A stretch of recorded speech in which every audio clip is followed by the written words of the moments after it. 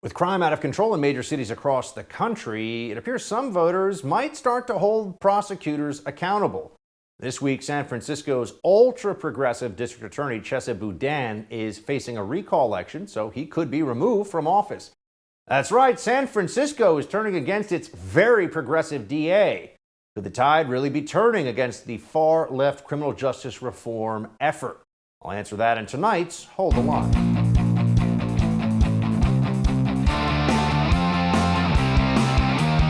Welcome to Hold the Line. I'm Buck Sexton. You may have seen over the weekend there were a lot of mass shootings that occurred in places like Chattanooga, Tennessee, and in Philadelphia, and a whole range of other cities.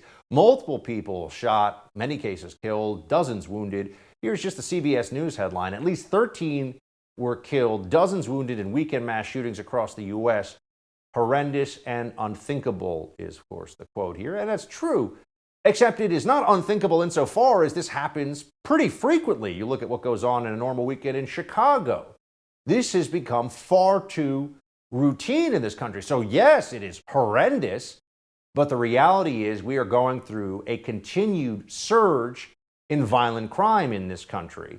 And it's from shootings, murders, the worst kinds of violent crimes, all the way down to the day-to-day anarchy of lawlessness and people feeling like they can get away with breaking laws with impunity. I mean, for example, this was just in New York City, a Dwayne Reed store here, where an individual stole from the store, returned 10 minutes later after being, engaged in theft, after being a shoplifter, to attack staff with a bike chain. And he's got to know that he's on video. He's not even wearing a mask, doesn't care. Figures, worst comes to worst, he'll get arrested, and he'll be out within a couple of hours. And then he'll have some progressive in the district attorney's office here in New York who says, oh, well, we don't want to make that guy's life too hard. So, let's give him another chance. And then they'll give him another after he gets arrested again, and then another after he's arrested again. This is what is playing out in cities all across the country. And progressive prosecutors, as in far-left Democrats, are at the heart of all of it. People are starting to figure it out. It's not just defund the police that has made our criminal justice system so much weaker than it previously had been. It's also the progressive prosecutor movement and their desire to end what they call mass incarceration, which means just let people out of prison. Don't punish them as severely for offenses that everybody realizes are bad, but, social justice is more important than criminal justice. That has become the de facto mantra of the libs in these prosecutors' offices who are making these decisions. Well, Chesa Boudin, who has turned San Francisco into something approximating an urban hellhole, he is finally facing voters who have realized what a mess he has made of their city. On Tuesday, coming up tomorrow, Boudin faces voters in a recall election backed by business owners who are unhappy with his performance, to say the least. Polls indicate his ouster is supported by the majority of residents in the incredibly left-wing city that has seen a spike in murder as well as other crimes across the country. So this could be the beginning of some accountability for what is a shockingly stupid, reckless, dangerous idea pushed by the left that, well, if we just have fewer people in prison, we'll have a better, safer society. That's not true. If people are in prison because they're a danger to their fellow human beings, that's where they should be. If people are career criminals, or if people are habitual, violent, or serious offenders, they should be taken out of society where they can no longer prey upon their fellow human beings. This is pretty straightforward stuff. We've learned this over many, many decades. You could argue, stretching back throughout human history, you have to punish those who violate the laws and hurt their fellow human beings in society. Democrats say, well, we want to limit that as much as possible. Let's cut that down. Let's cut it in half. What does that result in? Well, what we see now all across the country. Remember, in 2020, you had a 30% national spike in the murder rate in this country, the biggest one-year increase in the history of recording murder rates in the United States. Okay? That's what the BLM movement, progressive prosecutors, and defund police has led to. Finally, there may be a little glimmer of sanity here. Wall Street Journal writing that a successful recall of Mr. Boudin would mark a significant setback in what has been called the progressive prosecutor movement. Progressive prosecutors include district attorneys of Los Angeles County, New York County, which encompasses Manhattan, Chicago's Cook County, Philadelphia, all places where homicides went up during the pandemic and the lockdowns. Yeah, this was very predictable, right? But they did it anyway. And then they lied to us too. I want to remind everybody that while the numbers started to show substantial increases in homicides and violent crime in these cities, you know what the progressives were saying? Oh, it's the pandemic. As if people being told to stay home and not interact with each other because there is a disease that we are much more concerned about then than we are now, and that was spreading, would result in more murders. That doesn't make any sense. It should result, as it did in many countries around the world actually, in fewer murders. But that was the lie they initially told us. And as I've said, this was the result of decisions, like prosecutorial decisions, to not actually punish people seriously when they break the law in a serious fashion. Here's a graph that shows you the drop in misdemeanor and felony prosecutions in San Francisco. Drops off heavily when Chesa Boudin is sworn in 2020. So Chesa Boudin's idea as a progressive prosecutor, let's be very clear on this, was I'm just going to prosecute fewer people. There'll be even more crimes going on, which is what happened. But he's going to prosecute. So that has to be understood. You have an increase in crime, you have a drop in prosecution. Why would that be the case? Well, because the ideology of the left is that the criminal justice system is unfair. Central to this is that it is racist because a disproportionate number of the people that are prosecuted in major cities in this country are racial minorities. And because of that statistic, they say, we're just going to prosecute fewer people. That will somehow bring justice or balance to the system. This is crazy, but this is what they have decided to do. And we have all seen the suffering, disproportionately, by the way, suffering of law-abiding minorities in communities all across the country, where there's been this spike in crime. They suffer more than anybody else as a result of this. But Chesa Boudin is out there saying, oh no, it's really the Republican billionaires that are trying to recall me, you know, just trying to use the talking points. Watch. They registered the domain for the recall the week I was sworn into office. But as the pandemic wore on and people got more and more upset at the changes in our lives, it was a really easy opportunity for Republican billionaires to fund a movement that, as you said, does have some support from Democrats. Some support from Democrats. Remember, the progressive prosecutors in these cities, they didn't replace Republicans. They replaced other Democrats who were just not entirely insane when it came to the criminal justice system. But the activist left, the progressive left from the Democrat Party, decided that they would push forward George Soros with his tens of millions of dollars given to these DAs. That's a matter of public record. You can check it. That's not a conspiracy. It's true. They decided just prosecute and punish less and see what happens. Well, we've seen a lot of people have been murdered, shot, raped, assaulted, carjacked, thousands and thousands more than we would expect in a normal year in this country because of these ideas. What the libs have done. All right, fast food chain Pizza Hut is under fire after it suggested a book about a child drag queen to children as young as 5. We'll have more on that with New York Post columnist Carol Markowitz. Let's talk about protecting your home for a minute. I don't know if you saw this, but there was a recent story about an Arizona real estate agent who found the home she lived in was listed for sale. Problem was, she wasn't actually selling her home, but she was the victim of home title fraud, a devastating crime that's happening all over the country. According to the experts at Home Title Lock, the crime is incredibly profitable and hard to detect. An identity thief simply creates a fake title transfer for your home and refiles as the new owner. Then he can take out loans on your home or sell it. Typical identity theft services don't cover you, and neither does homeowners insurance.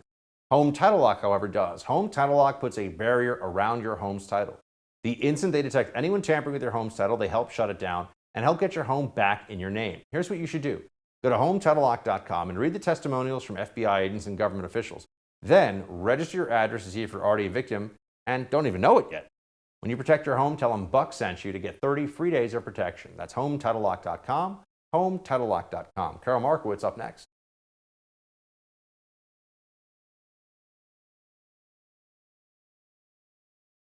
As the left continues to push its gender ideology in schools and across the nation, we now see even more corporations hopping on board. The latest victim to the woke army is Pizza Hut. Newsweek reports the restaurant's new reading club Book It program, which targets grades pre-K to 6th grade, has some books focusing on the LGBTQ community on its website in light of celebrating Pride Month. So how do we hold the line to make sure our children aren't, part of an agenda here? Joining me now to discuss is New York Post columnist Carol Markowitz. Carol, good to see you. Good to see you, Buck. So let's start with this one. The LGBTQ plus book, Julian is a Mermaid. In the spirit of Julian is a Mermaid, this irrepressible picture book celebrates drag kids' individuality and self-confidence from the perspective of a fabulous wig. You're a parent. What the heck is going on here? So what's funny is that I know exactly what this book is because in Brooklyn, it was frequently distributed for free in my kids' schools. And so we ended up with at least 2 or 3 copies of this book. I've seen it up close. I know exactly what's in it. And it has absolutely no place being distributed anywhere, especially by Pizza Hut. So I think we've really gotten to a crazy place where a child doing drag is somehow okay. And videos emerged this weekend of parents taking their kids to a drag show in Dallas, which was sickening. I don't understand how this persists and how it's all acceptable. I mean, we're showing people the footage here. It's honestly, it's so depraved. I mean, you have adult males, and there's even worse footage and photos than this that's been circulating. Right. Adult males gyrating and dancing, dressed up as women. They're not women, they're men, obviously in drag. And there's even photos of small children putting dollar bills in the G-string of one of these performers. There's a sign that people may have seen in the background that says, you tell me, you tell me what it says. It's not going to lick itself. I mean, Carol, what the hell is going on here? Yeah. And the thing is that I think a lot of these parents would understand just how wrong this was if it were actual women doing these performances. Yes. You wouldn't take your kid to a strip club, right? And look, I'm a lifelong New Yorker like you. I had, been to clubs in my 20s where drag queens perform, and it's, fine, but it's not for children. It just cannot be for children. Some things are not for children. Alcohol is not for children. Vegas is not for children. Drag shows are not for children. Why do you think there is? Because this is a clear movement of sorts. I mean, the activists are pushing this. In New York City, a member of my family sent me a photo of in the local public school, right? I mean, I don't even know there were still public schools in my neighborhood, but there are apparently. They were advertising a drag queen story hour for kindergartens. I mean, and by the way, it always seems to be for kindergartners and like third graders, first graders. What is this? Right. I mean, I think the idea is like, oh, they're colorful, they're glittery, like, why not? Well, why not is because it's inappropriate for children. Drag shows are generally adult material. They're usually quite sexy. They have this element absolutely of sexuality to them. And if we wouldn't allow a female stripper to come in and dance on the pole and just be like, look, she's also glittery and look at her shoes and it's amazing, then why would we allow men to do it in drag? That makes absolutely no sense to me. Here's one of the drag queens saying that they're exposing kids to drag shows is beneficial. Watch. I think it was amazing. I never get to perform in front of children. Performing in front of children, I have 6 other younger siblings. So it was very emotional. I loved it. It was probably one of the best shows I've ever done. Here's the thing. I don't think that there is any kind of issue with exposing children to this because, especially if your child is in the community or you may think they are. I just think that drag is educational. I feel drag is such an art form. There's so much dancing, there's hair, there's wigs, there's makeup.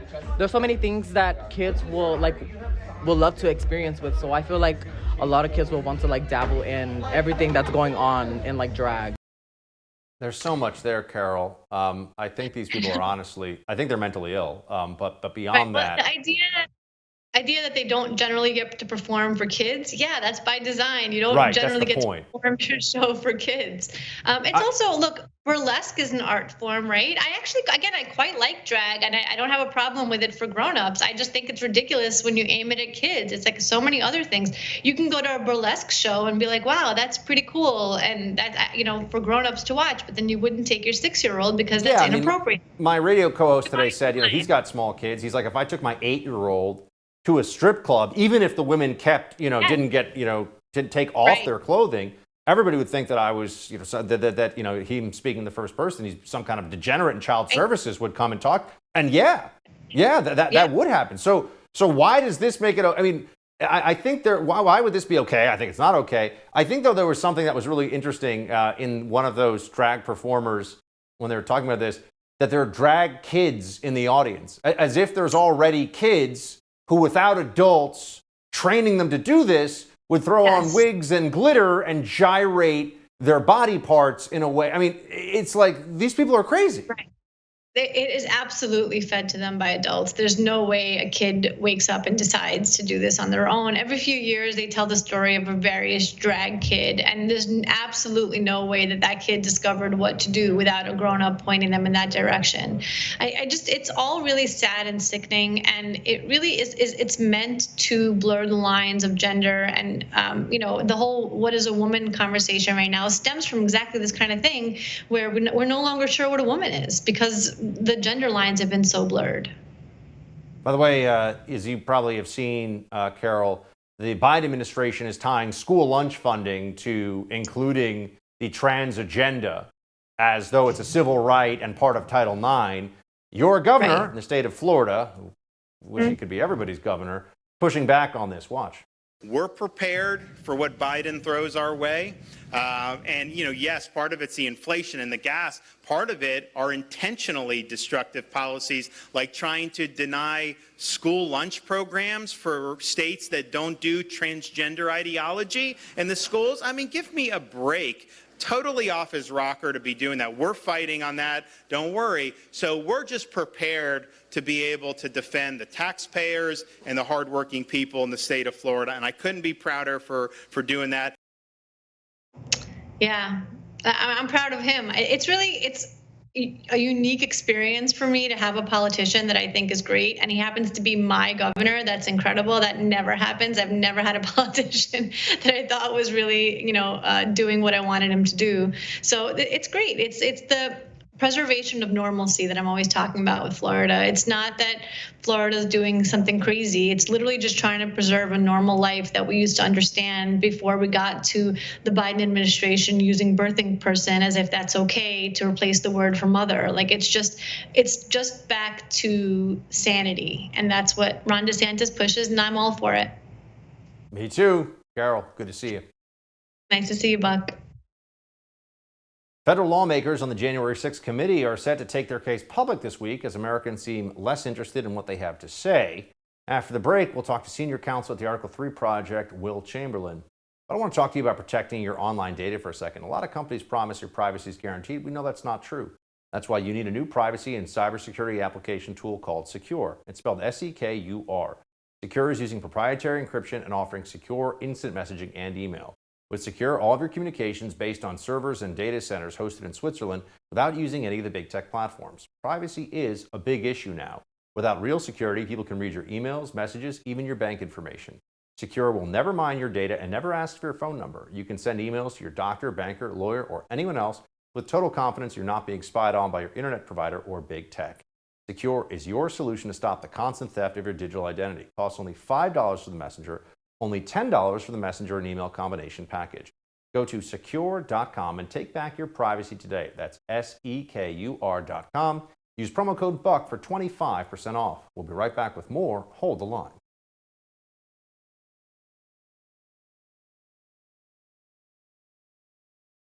Almost a year after the formation of the House Select Committee investigating the January 6 protests on Capitol Hill, lawmakers are set to take their case public this week, but it appears they have some work to do with the American public. According to a new NBC News poll, just 45% of Americans say Donald Trump is solely or mainly responsible for the rioters who overtook the Capitol, versus a combined 55% who say the former president is only somewhat responsible or not really responsible at all. It looks like time has been on Trump's side, rather. Here with the reaction, senior counsel at the Article 3 Project, Will Chamberlain. Will, thanks for being with us. Thanks for having me. So we're supposed to think that there's going to be massive prime time revelations coming later this week, but January 6th. I feel like CNN has been talking about January 6th pretty much every day or every other day for going on 18 months now. I don't know. What's the game plan here? I mean, they got to figure out some way to distract from the state of the economy, right? You have massive inflation, unprecedented baby formula shortage, extremely high gas prices, and Biden's approval ratings are something in the 40s. And there's no switch now that the Biden administration can flip to fix these problems that they themselves created in the first place. I mean, it's too long to, once you shut down a baby formula plant, it takes a little while for that plant to get back running, for example. So I think the point here is just to create something that could get people angry at Republicans and wanting to come out and vote for Democrats in November. And so we've got to go sit through a committee about January 6th, which really at the end of the day was just a riot. It was just a riot. Yep. They finished their business and had the Capitol running as usual within a few hours. This is, in terms of the public opinion here, a shift from an NBC poll when it comes to, the perception of January 6th. Just after the riots, 52% of people said that Trump was mainly responsible. So it feels like, with the passage of time, there's either been just a lack of sustained interest in this and also an unwillingness to continue to buy the narrative that Trump was responsible for everything that went down that day. Yeah, I mean, this is the classic issue that really just only motivates serious partisans, right? The only people on the left who deeply care about January 6th still, 6 months on, no, sorry, 18 months on. let's clarify. 18 months on from the event are serious Democrat partisans. Those are the people who are going to turn out anyway. Normal people have other things going on with their lives than to care about a brief riot 18 months ago, even if the riot was interrupting something important. It was still just a riot. And I think ultimately the Democrats have made a huge mistake investing so much time and energy into this when the real way that they would have actually had a chance of holding on to the Congress in 22 and perhaps the presidency in 24 governed the country well. They've just lost sight of that. January 6th committee has been split behind the scenes, Will, over what actions to take after the public hearings. Some members want big changes on voting rights, apparently. Even they say they want to abolish the Electoral College, while others are resisting proposals to overhaul the U.S. election system. So it feels like for some of them, it's let's just push to remake the country because, January 6th, the insurrection, and some other Democrats behind the scenes are saying there are limits to our crazy. Like it's actually self-defeating at some point to be that insane. I like that you're referring to Liz Cheney as another Democrat because that's accurate and it should actually be proper style for American news outlets. So you have Liz Cheney on the one hand who's trying to say, well, I am the only representative from Wyoming and getting rid of the Electoral College would definitely weaken the overall power of my state. So, even though I really don't like Trump and the Republicans, I just, she has like some part of her that's like, as the only representative of Wyoming, I couldn't conceivably do that. Which I guess, whatever, like that's a low bar for a Republican representative for Wyoming, whatever. I guess we'll do we take it? Do we care? None of these proposals would ever get anywhere. And all the radical stuff would get shot down in the Senate anyway because they don't have the votes. So it's it really is ultimately the debate about what actually is in the committee report is just one of those non-important, non-relevant debates. Like, oh no, the January 6th committee made recommendations that were too aggressive. Well, if they're aggressive, then the Senate would reject them anyway. It just doesn't matter. Yeah, I mean, nobody on the House Select Committee is more committed than Representative Cheney, it seems, to pursue Trump for inciting the attack on the Capitol. But she does oppose, to your earlier point, some of the more sweeping election law reforms that Democrats on the committee are. Democrats are essentially saying, yeah, let's just remake the country because, January 6th. And Liz Cheney's like, whoa, this is just about my personal vendetta with Trump. Let's not get ahead of ourselves here. Right. Let's focus on my priorities. I hate Donald Trump and I want to get him. That's why I'm willing to work with you, Democrats. Like, okay, I don't feel like we should give her too much credit for merely for merely opposing a complete remaking of our federal system. Like, good for you. Golf clap. And obviously in the immediate aftermath of what happened last week too, I wanted to get your take on Peter Navarro, who was a senior economic advisor for trade to the Trump administration. There's video of him where he says that not only did they arrest him because he didn't respond to a Jan 6 committee subpoena, they actually, they cuffed him. They went to his place of work. And he says they even put him in leg irons at one point, and they processed him and everything else. He says they could have just called me and said, come down, surrender yourself, and we'll go through the process. But, they want that whole show trial vibe, apparently, Will. Yeah, no, I mean, we need to first, it leads to two obvious conclusions. First, we need just a complete wholesale, top to bottom clearing out at DOJ, right? How did that get approved? There's no way it should have been approved. This is the most white collar of white collar crimes, not the kind of no threat of violence, no reason to be breaking out any of the serious restraints or powers. Yeah, they restrained this man. They cuffed him because, Peter Navarro, who is Trump's trade representative, might attack somebody because he didn't respond to a subpoena for a BS investigation about Congress. What do we need to do to get Democrats to realize that they need to tone it down? I think maybe we need to, when we take power in 2024, have put Hunter Biden in the stocks in the middle of the mall or something like that. Just some ridiculous thing where we just parade formerly prominent Democrats and just do public shamings like they did in Game of Thrones.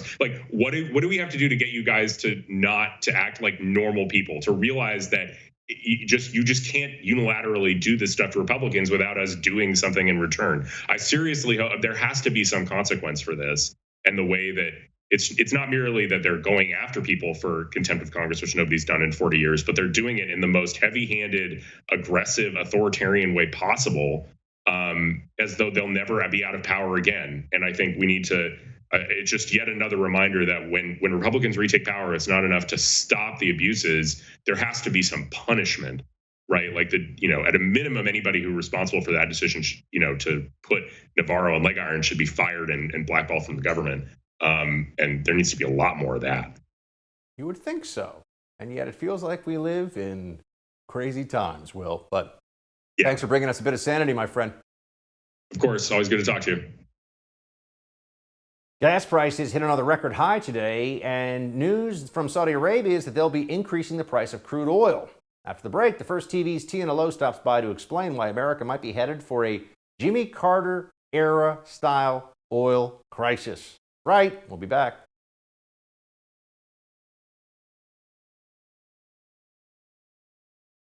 The price of gasoline hit another record high today. Nationwide, a gallon of gas is costing drivers $4.86 on average. In some states, including California, Washington, and Oregon, the average price has risen to over $5 per gallon. High prices at the pump are being caused in part by the skyrocketing price of oil. Today, oil topped $120 per barrel on news that Saudi Arabia would be sharply hiking prices for customers around the world. Joining me now with her analysis of the energy situation around the world and here at home is commentary writer for the Washington Examiner and contributor to the First TV, Tina Lowe. Tina, what's up? Hey, Buck, that 120 number, if you had told us 6 months ago that we'd be regularly hitting 120 once in March and now again in June, I would not believe it, especially considering that it's not even the worst part of the summer yet. Just wait until July. Yeah, so what's happening in the global market internationally that is causing prices right now in particular to spike once again? So Biden wants us to believe that it's all the so-called Putin price hike, but consider this. Russian oil imports only comprise somewhat 7% of America's daily oil consumption. So that doesn't explain all of it. It's a combination of the fact that Biden decided to isolate, our global allies like Saudi Arabia, who are now, a pivotal part of OPEC Plus, which is the Middle Eastern cartel that has the ability to artificially jack up prices, and his administration's decision to limit the number of drilling leases that it's allowing. It's signaled to the market that it's going to be very restrictive in how much oil can be drilled. It is not, people talk about the Keystone XL pipeline, and that's true that mattered, but it mattered as much as the signal as it did, the actual development of oil that would happen in, 3 to 4 years from now. The issue is that drilling oil is expensive. Distributors don't want to set up new sites of drilling if the federal government's just going to shut them down. So they don't want to take a big bet on more oil expansion, knowing that at any moment, Biden is signaling that he might just withdraw a permit or withdraw permission to drill. So what do you have? Biden hamstringing our domestic ability for supply, And instead, now, in a very embarrassing about-face for his foreign policy, turning around, in 2019, he said that he wanted to make Saudi Arabia a, quote, global pariah, not choosing to realize that Saudi Arabia has actually been a very helpful and useful ally in pivoting power away from Iran and China. And now he's trying to go to Saudi Arabia, to Riyadh, to go on bended knee to beg Mohammed bin Salman to jack up oil production and bring down prices. So OPEC has apparently increased its output. So shouldn't that, I mean, for the folks at home, result in prices dropping, or is it just too soon? Well, it remains to be seen, right? We know the basic formula. Oil markets are very elastic in the sense that if you have more supply, then those prices will go down. But you still have the Russia situation, which is wreaking havoc in Europe. In Germany, because of oil, inflation is well into the double digits. So it's not just, quote unquote supply chains, but why is it affecting us so much? Gas prices are now double what they were when Biden took office. So Russia doesn't explain it because gas prices were on their way up long before Putin's invasion into Ukraine. So some of it also just has to do with, Saudi Arabia was really the key OPEC member state that was sort of favorable to the United States. A lot of those other Middle Eastern nations did not see it in their interest to help us out at all. To all the credit for all that liberals like to criticize Jared Kushner, him fomenting a pretty positive relationship with MBS did work very well in our favor. I mean, there was a period of time at peak COVID in July 2020 when oil futures went into the negatives because we had so much supply. But now we'll see. They can release a little more oil, but it's not doing enough. You still have to offset all of Europe that was reliant on Russian oil. And you still have to, and we are still waiting on how much confidence domestic producers have in their ability to drill. If they think Biden is going to be loosey with the football, continually pulling it away, they will not have any incentive, and we will be once again dependent on foreign oil. And last I checked, drilling in the Middle East doesn't somehow emit fewer greenhouse gas emissions. It is just as bad for the global climate change phenomenon. So it's really just domestic hypocrisy on the Biden administration's part. So President Biden was scheduled to visit the Middle East this month, including the Saudi stop. That trip was postponed until next month. Do we know what happened? So according to Politico and another report in the New York Times, Biden has had this personal animus towards MBS over the whole Jamal Khashoggi thing, and mainly because he committed to this position in the primary as a way to signal to Democrats worried that he was too squishy, that this is his way of opposing Trump. Because in the end, everything in our politics just comes back to orange man bad.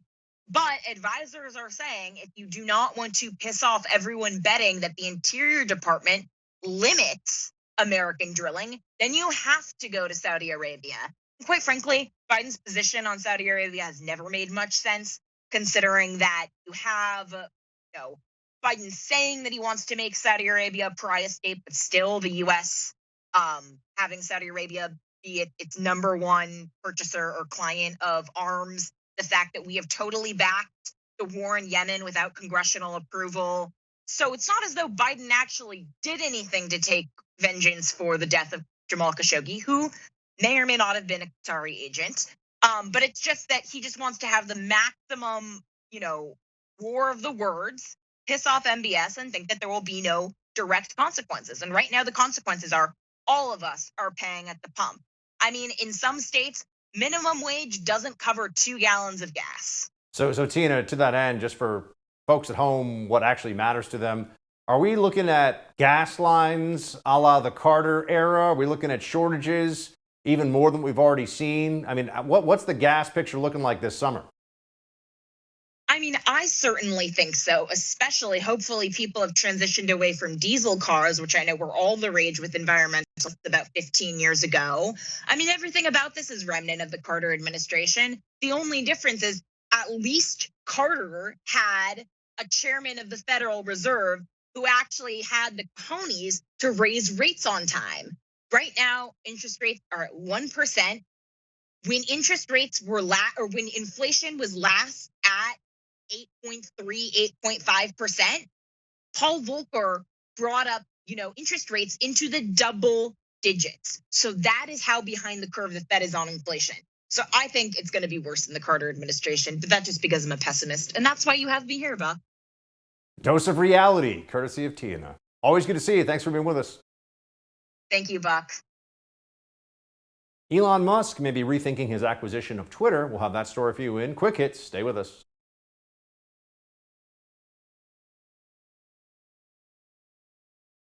Elon Musk may be souring on his potential acquisition of Twitter, and a Canadian HR professional says HR departments and recruiters are trying to put conservatives out of work. We have these stories in Quick Hits. Let's get right to it. Look, there's very few things that recently have freaked out the left and the libs more than the prospect of Twitter becoming a free speech platform, meaning that there'd be very clear rules. You can't do things that are illegal. You can't say things that are illegal, etc.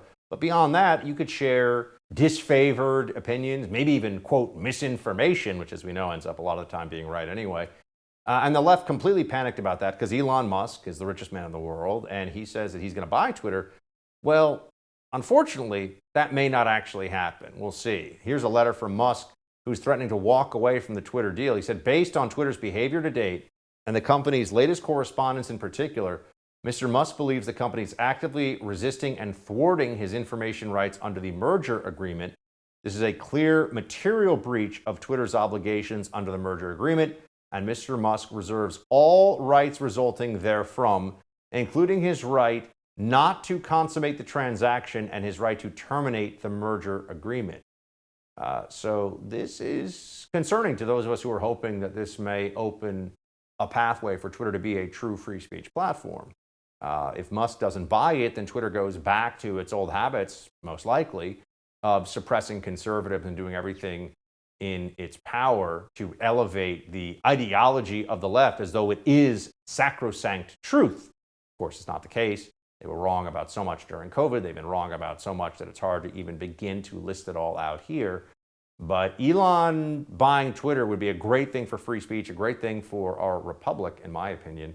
And if it doesn't happen because they're playing games and because the woke libs are trying to mess up the deal, then, well, it'll be a loss for all of us. So let's hope it goes through. But by the way, Elon also caught our eye over the weekend because he asked an important question. He shared a meme that says, things I'll never see in my life. And it had photos of a dragon, a dinosaur, and a unicorn. And also it says the Epstein-Maxwell client list. He added, the only thing more remarkable than DOJ not leaking this list is that no one in the media cares. Doesn't that seem odd? Well, yes, it does seem quite odd, doesn't it? Given the history of the Department of Justice in recent years of leaking very sensitive information for political purposes, certainly, doesn't it seem like this is the kind of thing that might just get out there?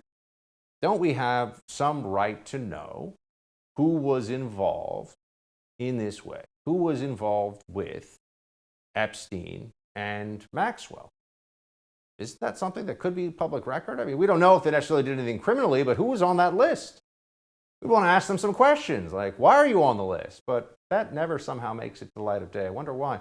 Notice how they set up, I'm just going to tell you, this is my analysis of it, that you had Maxwell and Epstein with a massive surveillance operation and clearly meant to entrap some of the richest and most powerful people in the world, and yet none of that surveillance data, none of the blackmail material has ever even been spoken about, never mind shared with the public, which is so interesting in a criminal investigation, isn't it? All right, now here's a Canadian HR professional who tells conservatives that recruiters in HR will get them fired for their politics. Yeah, you don't say. Watch. I'm a recruiter. It's a small industry. Smaller than you'd think. Same with HR. So, if you're looking for a job, or maybe trying to keep a job, maybe, just maybe, think about what you're putting on social media. Again, freedom fighters.